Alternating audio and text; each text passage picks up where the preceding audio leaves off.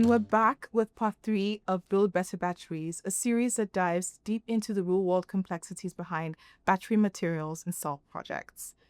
Project success occurs when things happen at the right time, in the right way, and in the right order. But execution is not construction. When one part is off, the entire line suffers. I'm still your host, Tolu Aribisala, and with me here today is our very own Cobus van Rensburg, Global Director, Major Metals Projects. I'll be tackling some of the difficult challenges in the battery industry today. Welcome, Cobus. Thank you, Tolu. Great to be here. So let's dive right in. What is the risk of treating battery projects like just another industrial build? Well, Tolu, firstly, we must recognize that no project is 100% unique. Every project has commonalities, but each project has got very specific risks that need to be managed very carefully. In the battery space, although we've built batteries for many, many years, we have not done this at a large industrial scale that is now required for the industry. And that's where the risk comes in for the battery space. If we take, for example, battery recycling, although there's a lot of lab work to support battery recycling, it has not been proven at large industrial scale. The problem with that is that it comes then with a lot of first-of-a-kind type technologies. That introduces significant risk. Now, where companies make the mistake is they compare these projects with projects, for example, in the oil and gas or mining industry. Now, if you look at the oil and gas industry, those projects have developed over the last decade. They've had decades over the last century. They've had decades of development over many, many years. So not just at component level, but also at system level, integrated system level.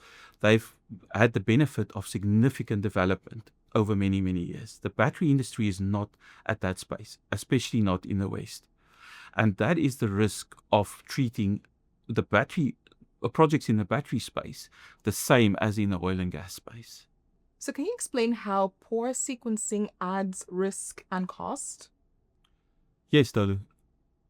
We've just discussed the low level of maturity that we have in the battery industry, especially for projects that are developed with a lot of first-of-a-kind technologies.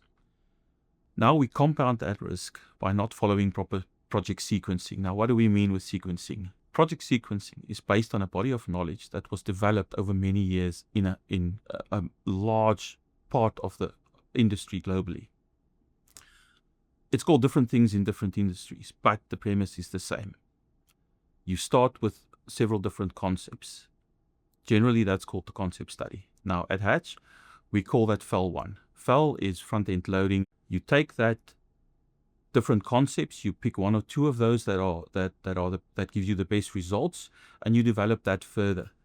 That generally is called the PFS or pre-feasibility study. We call it FEL 2, so that's front-end loading stage 2. Ideally, you want to take one of the concepts and take it into the next stage, which is feasibility study, and that is FEL 3. The final stage of all of this is what we call FEL 4, and that is detailed design and construction. Now, this approach, staged approach, was spearheaded by Dr. Jerry Hatch, our founder, already in the 20th century, long before it became general practice. So at Hatch, we make sure that we follow each stage. For each of these phases, it is critically important to make sure that you de-risk, that you do your homework in each stage. One of our values in Hatch is to do our homework. In this case, what that means is to properly develop each phase. By doing that, you don't just de-risk the phase, but you de-risk the project overall. Now, many people think that, you know what, we will deal with issues later. You never do. All you do is to compound the risk. So we at Hatch do our homework, we do every phase, and only once you've done your proper project sequencing can you go into the next stage. In the project space, it is critically important to do the project sequencing to reduce the risk of the first-of-a-kind technologies that we are introducing and to give projects in this space a fighting chance. We've also wondered, why do so many plans get ignored once construction starts? Well, Tolu, we've got to understand that better. We've got to look at where the battery industry was over the last few years. There was tremendous pressure on companies to get first mover advantage. Now, that pressure was based on demand, on a very high demand that was artificially increased. That demand is now evaporated. And a lot of people might say this is a bad thing for the industry, but personally, I think it's a very, very positive thing for the industry for two reasons. The first, we've just discussed how important it is to do proper project sequencing. What we've seen is that a lot of companies simply abandoned that, and they didn't follow steps. They didn't follow proper sequencing. That increased the risk of project development significantly in this space. With the reduction in demand, companies now have the time to do proper project sequencing. So that is very, very positive. The second reason why this is so important for the battery industry is that the reduction in demand is very positive for project economics. What do we mean with that? With the demand as low as it is at the moment, it means that equipment prices are significantly cheaper than it was at the peak. Supply chains are not as overloaded as they were. Critical project skills are available to develop these projects. Now, what does that mean? The fact that you have equipment at a lower price gives you cost certainty. The fact that you have supply chains that can supply the projects in the industry means that you are reducing long lead times. So that gives you schedule certainty when you develop these projects. And as I said, you've got the skills available to do this. That was a big problem during the peak of this phase. Combined, these factors have a very positive impact on project NPV and IRR. So, personally, I believe that we are entering a golden age for battery commodities. Not only do we have the time to properly develop new technologies, but the project economics is very favorable. And Hatch is extremely well positioned to lead the charge. We have specialist skills, we have very hard-earned experience, and we have a global network to support companies as they get ready for this next exciting phase in the battery industry. And what does disciplined execution look like when it's done right?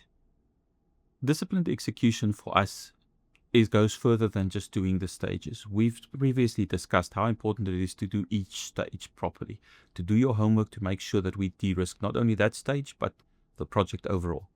At Hatch, we take it one step further. We don't just look at that stage or phase, whatever you call it. We look at how are we going to get to the end product. What does that mean?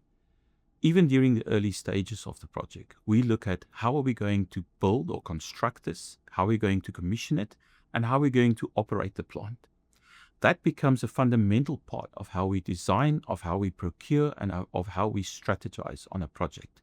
So by doing this, we don't just look at the current phase, we look 3 phases ahead, and that becomes an integral part of how we design the project, how we procure, and how we develop the project from early phases all the way through to completion. One project that we can use an example of how we successfully implemented this is the UG's expansion project, where we've completed the project under budget and ahead of schedule. By the way, that project won the PMI Project of the Year award for Hatch, so we are very proud of that. The only way that we could do this was to follow robust planning from early stages all the way through to execution. This is the only way that we will give projects in the battery space a fighting chance. Great discussion, Cobus. Any final points you want to leave with the audience? Yes, Tolu. Current market conditions have eased the pressure. This gives companies the time to do their homework, to properly plan projects and execute more successfully. Thank you so much for sharing your thoughts, Cobus. This was such an enlightening conversation. And it's a wrap on this episode of Build Better Batteries. Until next time.